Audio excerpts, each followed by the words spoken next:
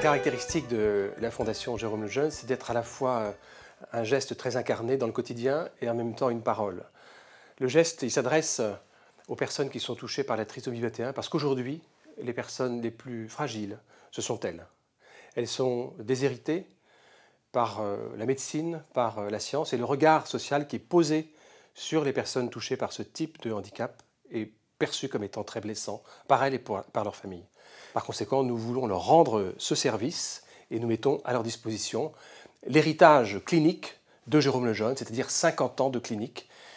poursuivis aujourd'hui par les collaborateurs et les élèves de Jérôme Lejeune. Et puis, il y a un autre service concret que nous voulons rendre, un autre geste que nous faisons à l'égard des plus fragiles de notre société, c'est-à-dire les personnes touchées par la trisomie 21, mais aussi d'autres retards mentaux d'origine génétique, c'est que nous essayons de réintéresser la recherche et nous essayons de demander aux chercheurs de comprendre mieux ces pathologies pour les mettre vraiment en échec, les combattre et rendre à ces personnes qui souffrent d'un déficit intellectuel, de leur rendre ces capacités qu'ils ont en eux-mêmes, mais qu'ils ne peuvent pas exprimer à cause justement de ce désordre chromosomique, génétique ou biologique.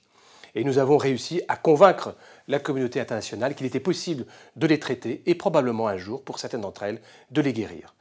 Voilà les gestes très concrets dans lesquels nous ancrons le travail de la Fondation au quotidien. Et puis bien sûr, c'est une parole aussi la Fondation. Nous exprimons, nous disons, nous expliquons ce que nous faisons et nous avons d'autant plus besoin de le faire qu'aujourd'hui, il y a une politique volontariste et très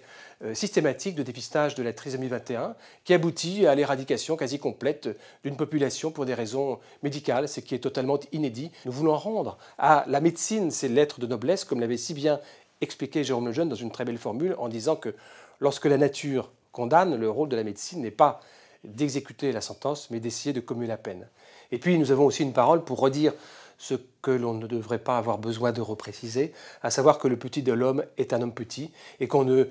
juge pas du respect qu'on doit à un être humain en fonction de la qualité de son patrimoine génétique. Et vous le savez, la qualité d'une civilisation se mesure aux soins et à l'attention qui sont portés aux plus vulnérables d'une société. Donc nous ne cessons d'être interpellés et la Fondation est très souvent appelée à prendre position sur ces questions, à s'exprimer publiquement à l'occasion de débats, en particulier sur les questions de bioéthique. Et nous le faisons quelquefois, vous le savez, contre vents et marées, mais nous le faisons parce que nous savons que nous sommes soutenus par vous, qui êtes à la fois généreux et fidèles.